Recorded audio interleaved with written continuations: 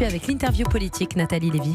Et vous recevez ce soir David Doucan, Sophie Cluzel, la ministre secrétaire d'État chargée des personnes handicapées. Bonsoir Sophie Cluzel. Bonsoir. Pour cette rentrée scolaire 2019, on dénombre un peu plus de 400 000 élèves en situation de handicap, dans le primaire, dans le secondaire.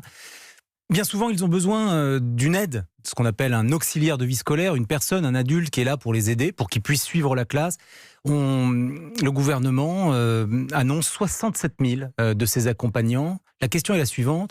Savez-vous aujourd'hui combien de ces enfants handicapés sont sur le carreau, n'ont personne pour les aider et pour les accueillir dans l'école ?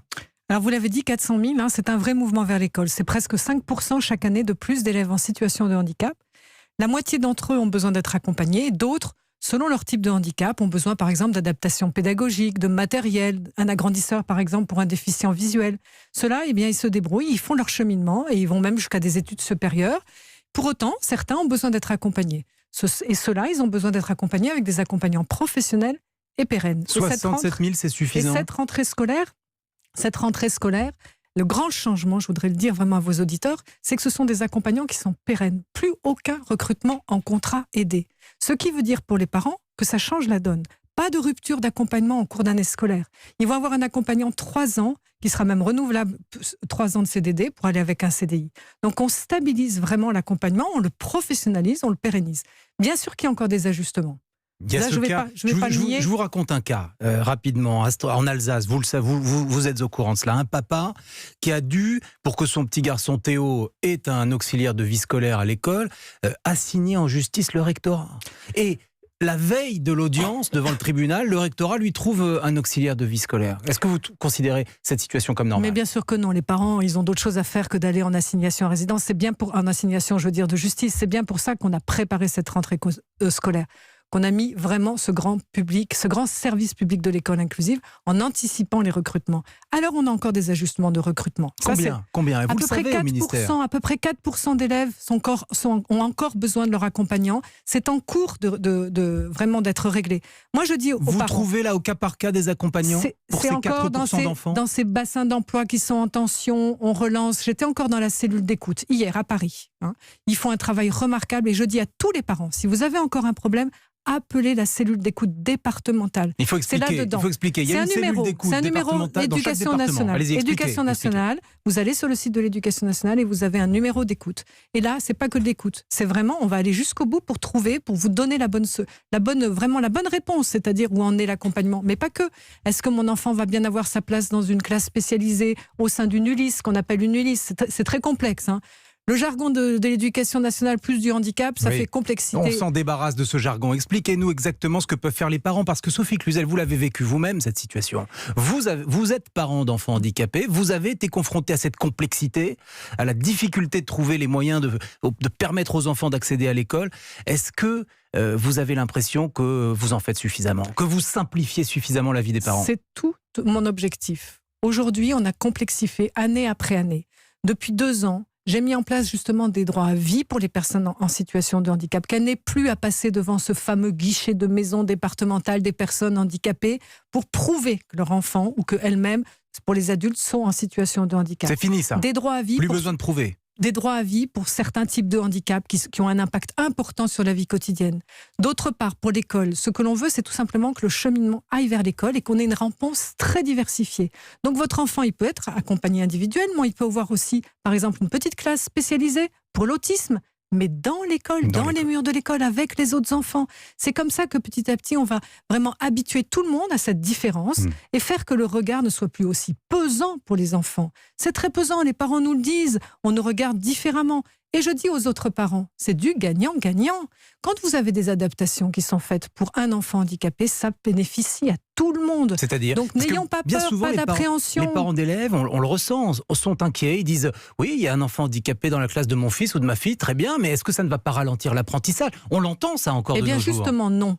Je leur dis, n'ayez pas peur, parce que cette pédagogie un peu différenciée, elle va servir à tout le monde. Quand on met en place des outils pédagogiques, on s'aperçoit que les autres enfants s'en emparent.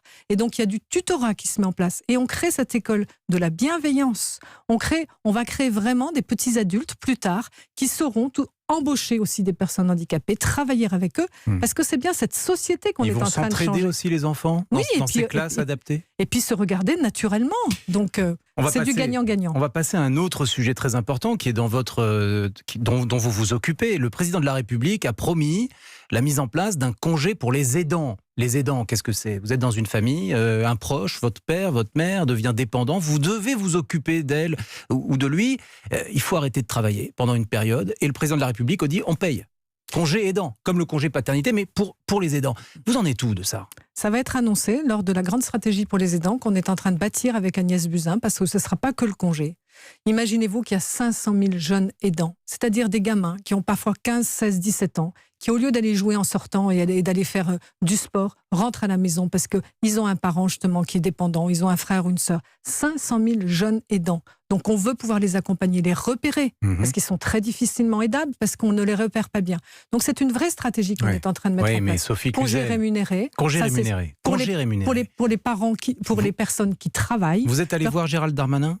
Bien sûr, c'est la période des arbitrages. Mais est-ce qu'il va y avoir un budget? Quelque chose de sérieux il va y avoir quelque chose de sérieux pour ce congé, et pas que.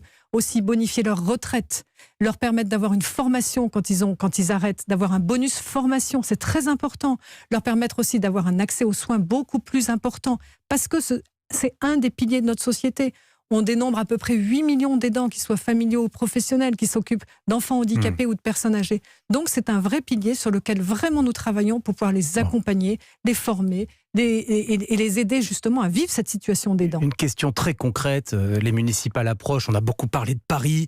Est-ce que vous travaillez, vous, de manière suivie, soutenue plutôt, avec la RATP?